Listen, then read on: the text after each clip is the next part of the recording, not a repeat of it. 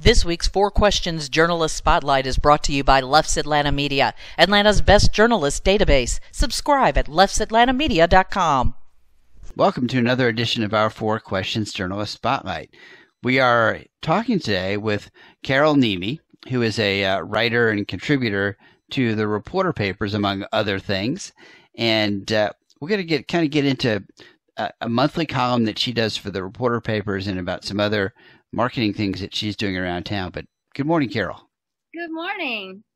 I appreciate I appreciate your taking some time. So give us a little feel first, like what is your background? Where have you worked, and kind of what brought you to this place with the Reporter papers now? Well, it's a long story. I did get a PhD in English from UGA and was a bit disillusioned with the otherworldliness of it. And I ended up in advertising, started as an advertising copywriter, was made creative director, vice president and creative director of a major Atlanta agency. I was told I was the first woman in Atlanta to have that position. So I was a pioneer without knowing it. But I have always been a writer above all else. And I wrote my first short story when I was 8 years old. And I've, been looking for that story, because they say that the story exists before the writer. The story exists looking for the person to tell the story. And when I was in high school, we moved to the Philippines. And I saw there poverty and misery like you cannot imagine. But what always struck me and my whole family was the people were so happy. They were joyful. They were grateful. They were so generous. My father used to say, don't admire anything a Filipino has, because he'll give it to you.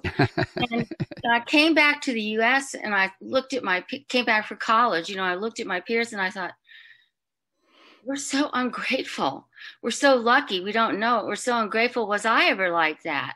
So that story has lived in me ever since then. And then more than 12 years ago, I wrote my first story for Dick Williams at the Dunwoody Crier. And it was about one of my neighbors lived at the entrance to my subdivision. Every year put this giant Bible in her yard at Christmas time.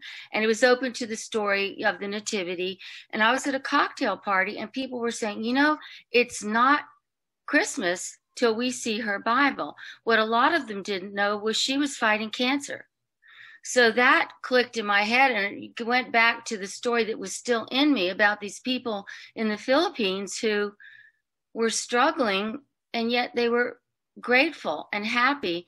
So that was the first story I wrote for Dick, and that's kind of been what I've written about ever since. And then when he retired and I went over to the Reporter, we launched Worth Knowing in the spring of 2019. About a month later, guess what the AJC launched? Inspire Atlanta. So, and the difference is we're hyper local, and they get a lot of their stories from the AP and who knows where. So we're hyper local, but we actually did beat them at that. But we're so small. I'm always looking for stories that need to be told, and that's what I do. Well, yeah, and as a monthly column, also you're not doing 30 of these a month. You're doing one of these a month. So